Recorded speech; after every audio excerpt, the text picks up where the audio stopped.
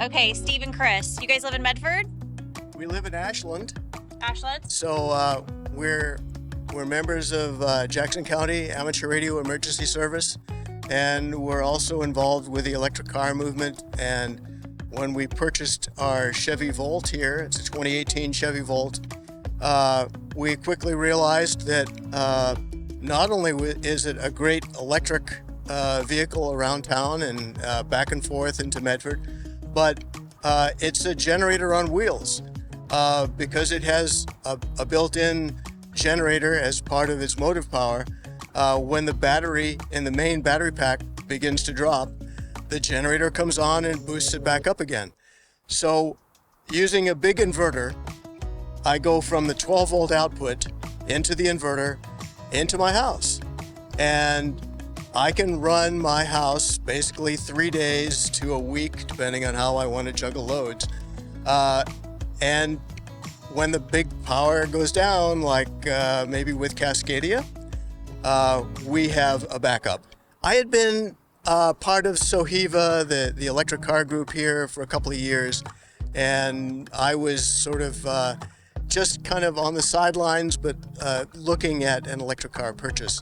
Did you know the capabilities of this car when you purchased it, or I she's did. shaking her head? I knew the driving capabilities of the car. I wasn't aware that you could just push the button and leave the car on, and it would automatically do the discharge, recharge cycle.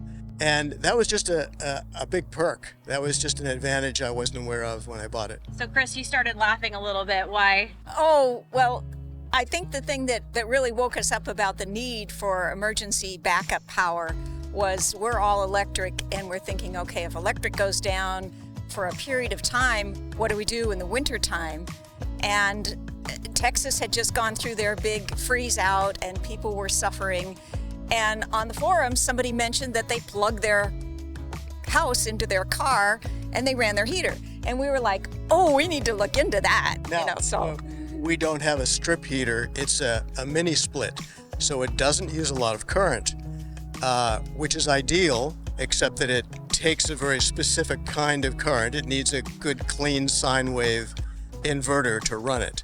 So that's what I purchased. So being in this emergency preparedness world, you bought this just to go electric, but then it was bonus car. It was a bonus. It was a pure bonus that we could use this to drive back and forth from Ashland to Medford. We can drive pretty much around Medford, do our shopping, and get back to Ashland and never use any gas.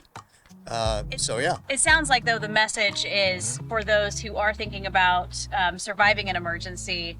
I mean, this is something that they should probably think about, no? Except that they don't make these anymore. Oh, bummer, Steve. Chevy has gone to the Bolt, which is all electric, which has a much bigger battery pack, and it will probably last you 3 days if you were parsimonious with your use.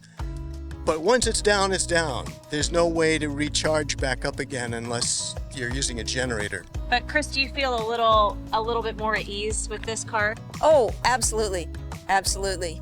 Yeah, and we've got solar on our roof at home, and we feed into the grid, and we have our own solar that, we can put into batteries in the house and run our radios and some basics off of in an emergency. But that was done before we even Sure. purchased the car. Cool. Now give us your address, because I'm going to come to your house and then